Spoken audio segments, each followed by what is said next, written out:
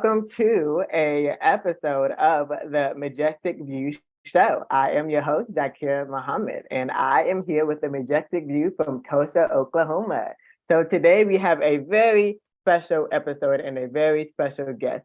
And so what we're going to do is give you the opportunity to leave a comment, whether you're watching live, whether you're watching the replay, to let us know where you are tuning in from. The Majestic View Show is raising the bar, women in media, raising the bar in all aspects of life, whether it's tech, whether it's lifestyle, whether it's finances, whether it's health and wellness. And today's special guest is Michael Pratt. Michael Pratt is the founder of My Pivet. That's Pivot with ET. So the same way you pronounce it, that's how you spell it, right? And so he has been a product manager for over 20 years. And currently, he also has partnerships and consulting with your favorite phone service, so whether that's T-Mobile, AT&T, Verizon, Sprint, you name it.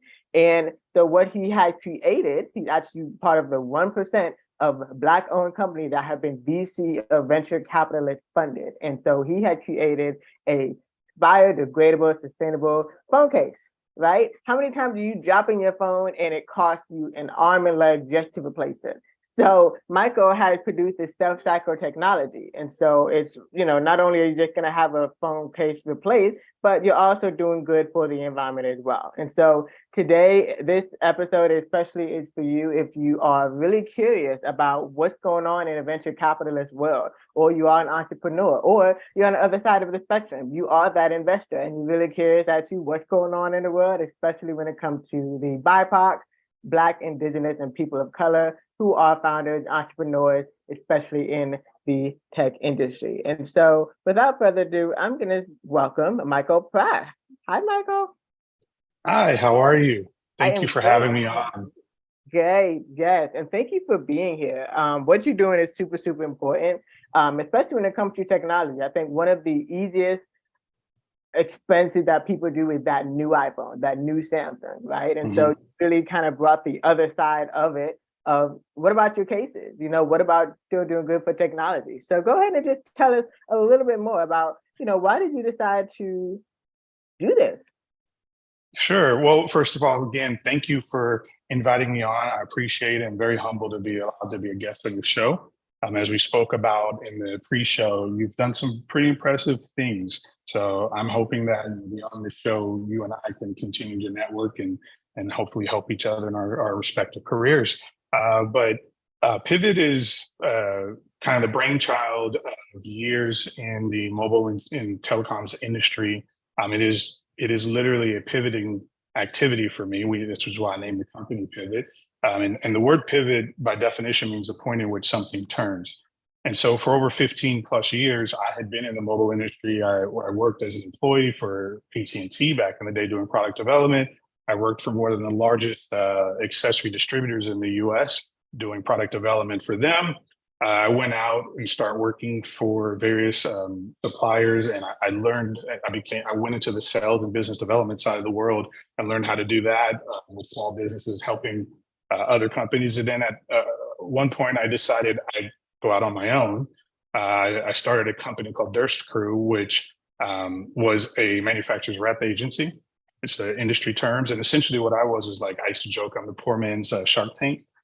People would come to me to gain access. I would help bring their products to market. I had, at that moment, had developed relationships with the likes of all the national retailers in the US, as well as quite a few globally, and various operators globally, so that I had a trusted and known name to where I could bring brands and products and get them placed. And so I made the business made its money off of representing and taking a cut off of the sales that it generated, right? And so it was fairly lucrative and very successful. And at some point I decided, okay, I've made millions of dollars for these brands and other people. Why not do it for myself? I started Pivet with my partner, Will Marshall, who is a Samoan Kiwi. So he lives down in New Zealand and he is my head of design. And he worked for one of the companies that I represented years ago, and he is a phenomenal designer, industrial designer. His his cultural background and his awareness and concerns around the environment paired with mine gave us the impetus to start Pivet and to go down the path that we've gone. And so right now, what's unique about Pivet as a consumer electronics brand that is a very authentic Black-owned company that is meant to essentially, we're trying to be what I did not see in the industry already. A company that has a voice that speaks of and to my community and people that look like me, because unfortunately, I've spent many years now going into boardrooms still, where I'm the only person that looks like me. And so with Pivet, we're making a point of making sure that our marketing, our narrative, everything about how we build this business represents and looks like those that typically are not being thought of or considered. And it's an important point there because particularly within the US, African Americans tend to over-index on technology, social media. I mean, we have a name, Black Twitter, for a reason. Black America used to drive, I think, something like 26, 28% of daily trend on Twitter. Like, it drove the content on Twitter. We over-index and we're moving towards having like $2.1 trillion in spending capacity, and we spend on electronics. But very few companies actually talk to us directly. It's taken for granted. So with Pivet, part of what we're pivoting against or away from is that type of behavior. So by being a Black-owned company and being authentic in that capacity, when you see our marketing, when you see our commercial, when you see anything Pivet, you will see people that look like me. You will see people that look like you, and it'll be done in the same way as you see with others. And we are already doing that, and that's part of the Pivet. It's part of what we're doing. So this brand is meant to pivot and change everything, everywhere that we can. So that long-winded answer going into, what is Pivet right now? Like I said, Will and I talked about sustainability. I will give him credit as being the one who initiated it first with our business because of his cultural background and his interest. We discussed all the waste and the challenges in our market right now. And I'll give you an example. A simple example: the new iPhone's going to come out. Everyone's making cases and chargers and things uniquely specific for this device, accessories, right? And you forecast. No one's perfect in forecasting. So no matter how well you do, there will be waste in manufacturing materials. There will be waste in packaging materials. There'll be waste in finished goods that will go into market, never be sold, and end up somewhere. That somewhere is the trash. So no matter how you cut it, no matter how efficient you are, there's waste in our industry. And this is not unique. This is everywhere. Having done this for over a decade, I had the opportunity. I know intimately what kind of waste there is and how bad it is. And so that was our first point. So as a solutions-driven brand, we decided to look at how we can improve from an eco and sustainability perspective, the waste scenario in our industry. Now, on average, a phone usage is about 2.8 years, and the consumer will take 2 to 3 phone cases over that time frame. Those phone cases ultimately end up in the trash. 90% of plastic in the US ends up in landfills. So we call that the 90% problem, and our solution is what we've trademarked our material as, is a self-cycle. And essentially, when you buy a Pivet product, a Pivet plastic, you're buying plastic that has been enhanced with our unique exclusive material. That means that our products, when you throw them away, we encourage in our packaging, our marketing, everything speaks to please recycle, please do the right thing.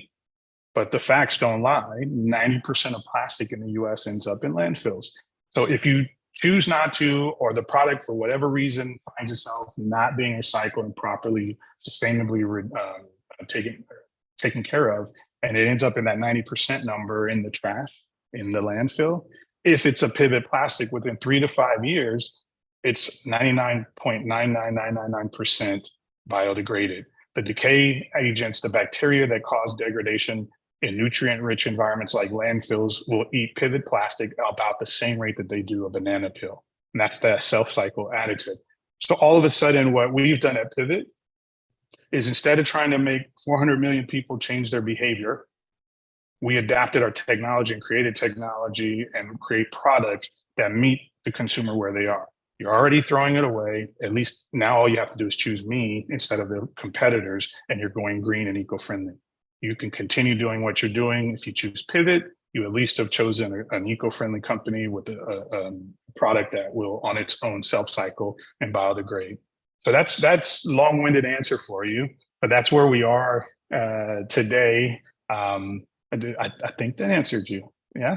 Yes, it does. And I want to applaud you for pivoting, literally, like you said, the people that look like us, we don't get the opportunity to do that because we want to just kind of do what works, do what we know, right? And just be Mm-hmm. consumers, but not realizing that. I'm so glad you brought up Black Twitter because that's a whole nother topic and for relevant. But, Mm. Black people are the biggest spenders when it comes to consumer, to technology, to travel. And so how can we kind of take, especially with the affirmative action, and to start to become our own bosses, get back to becoming our own bosses? Because I'm also here in Tulsa, Oklahoma, the original Black Wall Street.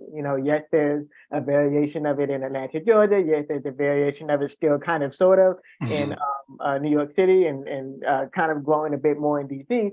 But I think what's happening now is being able to pivot in a way so that people have resources, that they Mm-hmm. can be able to, no matter what, be both consumers and, creators. So that was a great long-winded answer. And what I'm gonna do if you're watching, if you're watching on social media, what I'm gonna do is I'm just gonna share the website right now. And if you're not watching and you're just listening in, go to mypivet.com and be sure to just go check out the website. If you're like, ooh, I want to see these cases. I want to see what he's talking about. So I'm just scrolling through the website right now, but be sure to go and get your own. Be sure to support and purchase as well and follow them everywhere on social media. Most likely at my PIVET or PIVET Communications.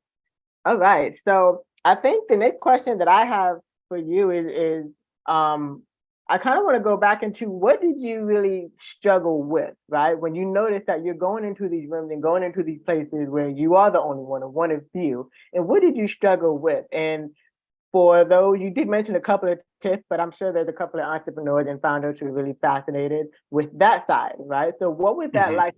What was the hardest part about really making it through the VC capitalism industry? So I will have to kind of rephrase your question because it's not what Yeah, did, it yeah. is it's what am I struggling with. It's continual. We are by no means out as at the level that I believe my brand and my business can go on. We are still working through. I'm actually at the stage now where we're 5 years alive. The company's Little 5 years baby. old, Yeah.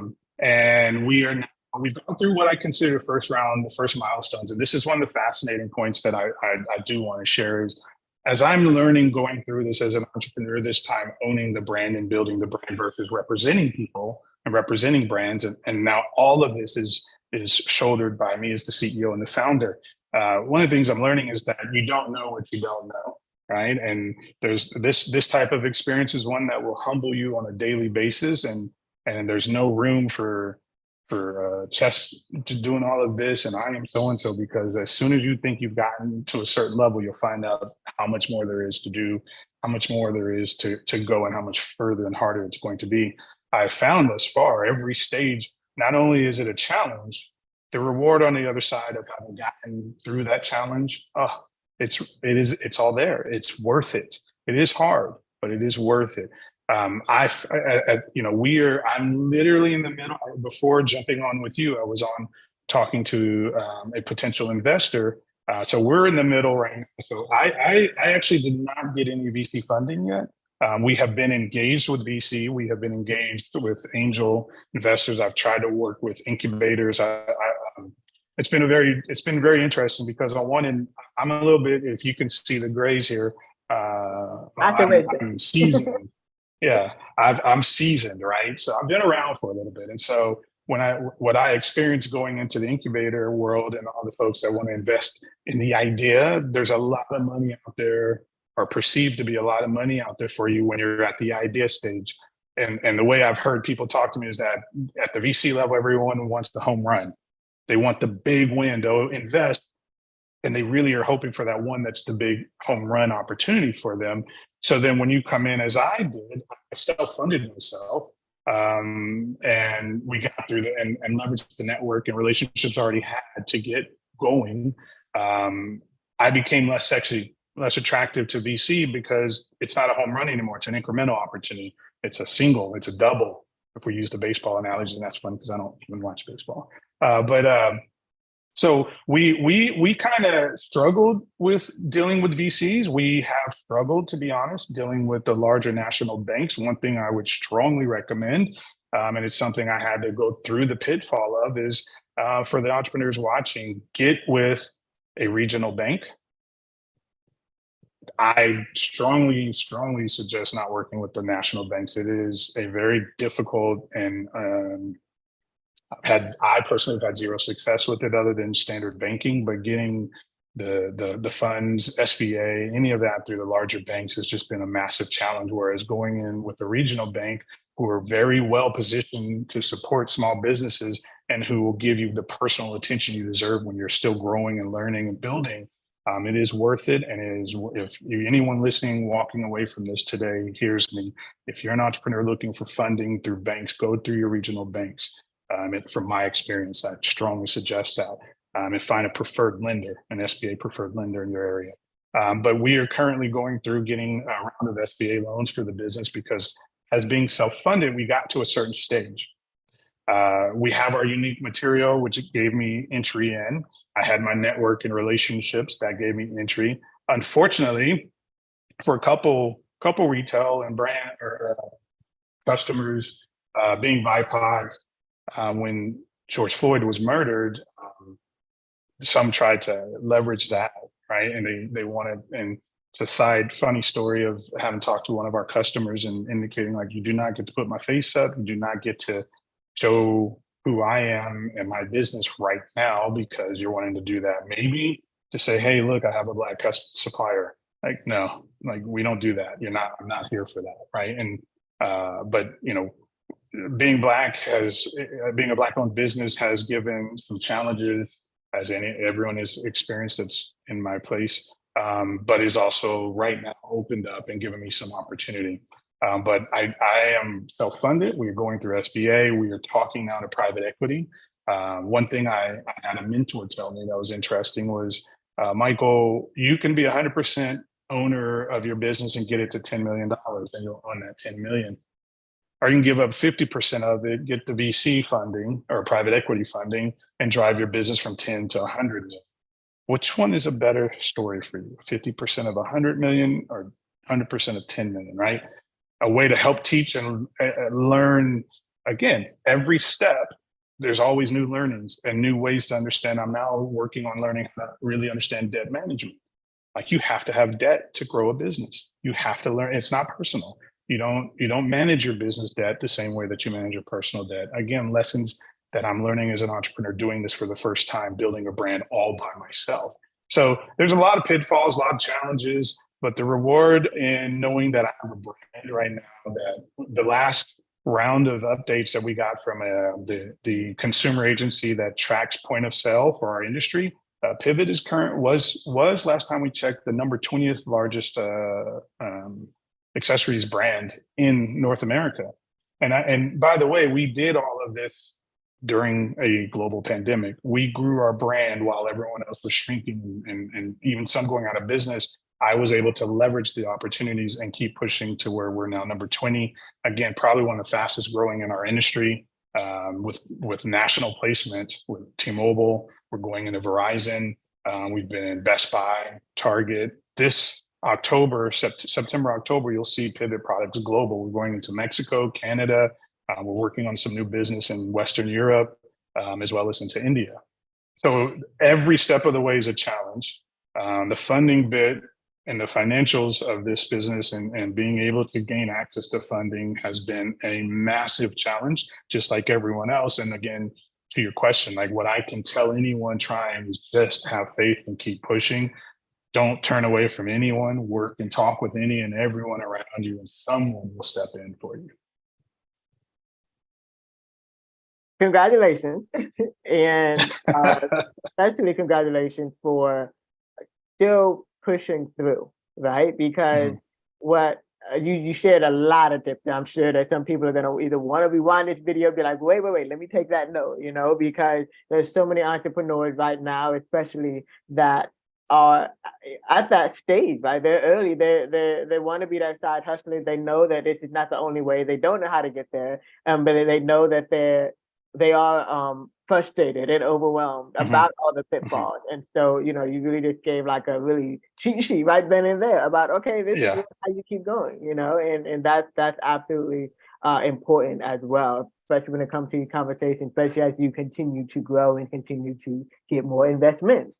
And so I Mhm. want to kind of shift gear just a little bit, since we're now getting into the nitty gritty of really what it is to kind of build your own brand and raise funds as well. And so what's happening right now, this is being recorded in July, and so there's actually an event called Black Tech Week, and so it's going to be in Cincinnati, Ohio. And so they've been doing it for about 4 years, but one of the major sponsors is here in Tulsa, Oklahoma, called Lightship.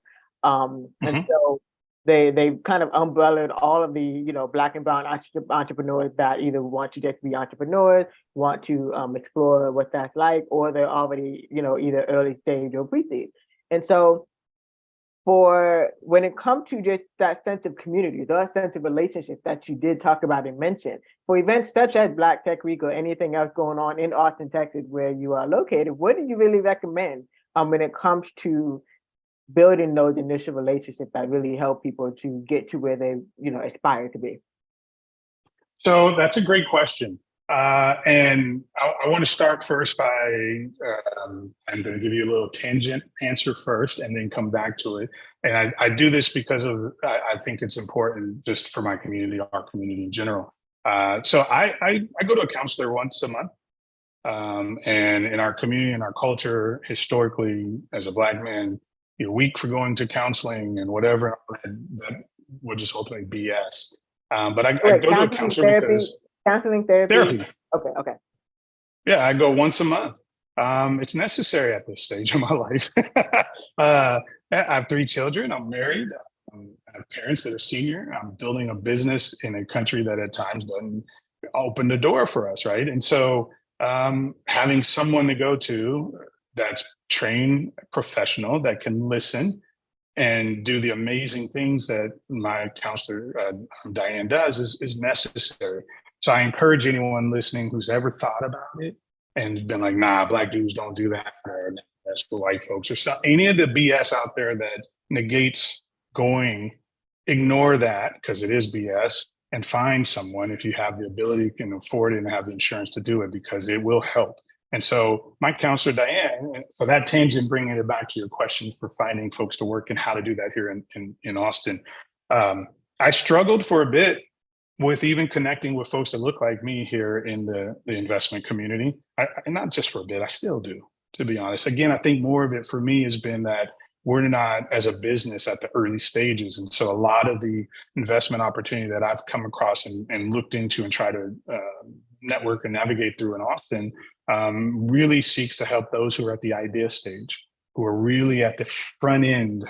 There's a lot of opportunity in there, but for my business, as I had already self-funded, got to a certain stage, I've struggled to find that network of folks, particularly those that look like me here in Austin. But my counselor, I struggled with it, to be very honest. Like, why am I not able to connect this way?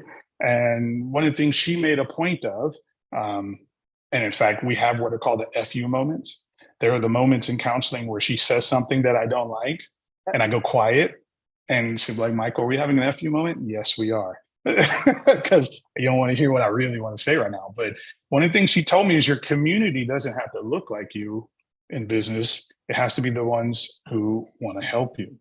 Those who are reaching out to you are your community. You don't only need to only try and figure out how to do it with folks that look like us. And that was a revelation for me because part of what I'm trying to do with Pivet is to be a beacon in this industry where there's no one doing what I'm doing, at least from an owner perspective, and trying to be authentic in that capacity. And part of that is making sure as much as I can to build with others within the community, but also having to be honest with myself and understand that, listen, when you're trying to get funding, when you're trying to figure out how to get to the next step, Your community is the folks that are there to help you. It doesn't really matter what they look like. What matters is that they're there, they're behind you, they're next to you, they're ride or die with you, and they're there to help get you to the next level. That's who you need to be searching and working and trying to get a hold of. Preferably, it'd be someone that looks like you, because part of what we're trying to do is to build on our own, right? But be sure not to turn away opportunity just because it's someone that doesn't look like you. That's super important, and especially thank you for mentioning that you are going to therapy, because we are recording this in July. It is Minority Mental Health Awareness Month, and I actually Mm. had the show on earlier today. But one of my favorite mental health awareness nonprofits, Black owned, used to be big in the entertainment industry. Silence the Shame, formed by Shanti Das, and so she, provides a lot of free resources. She has a book, and the whole bit. She's based in Atlanta, Georgia. But I completely agree. I think I also, when I'm not having these conversations with entrepreneurs, I'm literally helping them to build their brand, Mhm. helping them to step outside of their comfort zone, and that's one of the biggest things that I tell them. I've seen it. We get to one of those, the equivalent of an FU moment with me, right? I'm saying this. Yeah, yeah. Oh, F you. I'm not doing it. I'm doing it my way. But it's Mhm. mental health is super, super important, because in order to really get over those mental blocks, because yes, the people that look like us, going right back to Black Wall Street, there is trauma inside of us that we don't even know about, and it's affecting the That's way right. that we interact and pursue our goals. And so I'm glad you mentioned that, and I'm glad that that's also what we could all kind of find, that middle ground, when it comes to those entrepreneurs who are ready and open to receiving and understanding that they got to invest in themselves in order for also other people to be able to invest in them. So that's super, super important. 100%. Yes.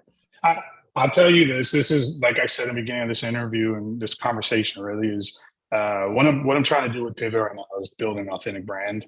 One that if you look under the covers, you see everything you see about my company is true and authentic.